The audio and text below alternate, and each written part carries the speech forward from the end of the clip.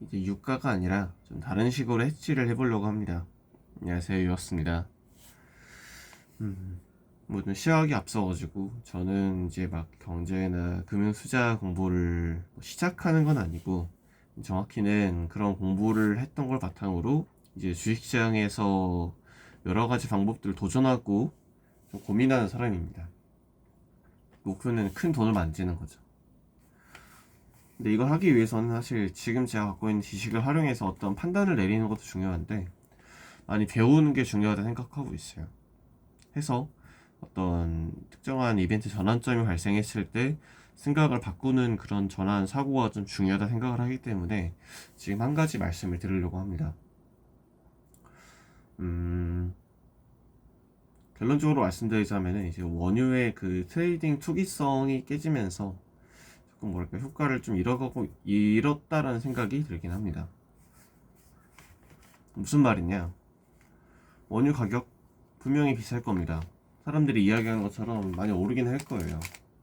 근데 지금 뭐랄까 그 현실에서의 현물 원유 부족을 반영하지도 않고 그렇다고 지금 현물이 이제 앞으로 영원히 부족할 거냐라고 한다면은 또 그렇지도 않은 상황인 것 같습니다. 무슨 말이냐? 기존에는 전쟁에서 해지 수단으로서 원유가 정말 큰 역할을 해줬어요.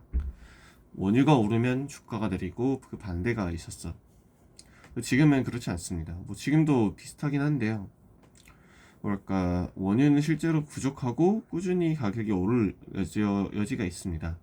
다만 주가는 거기에 대해서 이제 크게 반응을 하지 않고 있어요. 그리고 원유가 부족한 건 맞지만 그렇게까지 부족하냐라고 했을 때에 대한 답변도 노가 될 수는 있고요. 첫 번째 이제 그 주식이 오른다로 가겠습니다. 이제 시장에서는 지금 전쟁이 거의 끝나간다라는 그 베이스를 시나리오를 바탕으로 회복을 하고 있어요. 코스피가 전고점을 넘냐 안 넘냐가 중요한 위치긴 한데요. 어쨌든 오르고 있습니다. 두 번째, 원유가 실제로 부족하냐 했을 때 어제 한 글을 봤었는데 이제 전쟁 전에 80% 정도를 해보겠다라는 발언을 봤습니다. 이건 이제 전쟁 전에 그 초과분, 그러니까 즉 잉여분까지 포함한 80%긴 하지만요. 호르무즈 해협을 직접 지나가지 않고 옆에 있는 그 수송관과 그리고 중국과 인도만 통과하는 분량을 생각했을 때 거의 지금 원유가 그렇게 부족한 사태는 아니다라는 말이 나왔습니다. 물론 가스는 부족하고 다른 원자재도 다 부족합니다. 불확실성도 남아있고요. 후성선고 공격할 수 있습니다.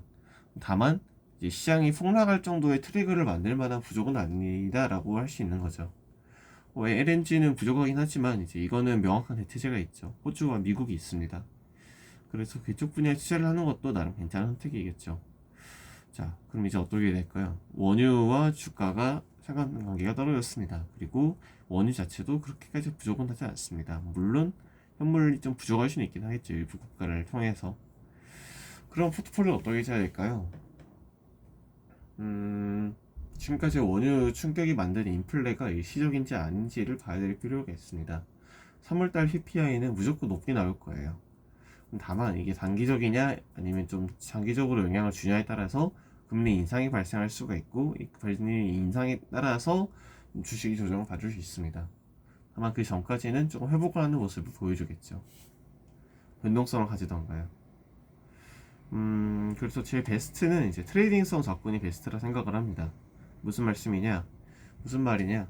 이제 주가가 올랐을 때 좀 더 욕심 가져서 갖고 있다가 이제 너무 급등했을 때 팔고 밑에서 사고 하는 식의 트레이딩이 제일 확실한 수익을 거둘 수 있는 것 같다고 사람들이 이야기를 하고요. 또 두 번째로는 주도주를 홀딩하고 조금 뭐랄까 운영적인 성격의 그 트레이드 투자를 하시는 분들께서는 완벽하게 고점에서 100% 베팅을 하기보다는 적당한 현금을 유지하면서 갖고 가는 게 베스트라고 주변에서 이야기를 하는 것 같습니다.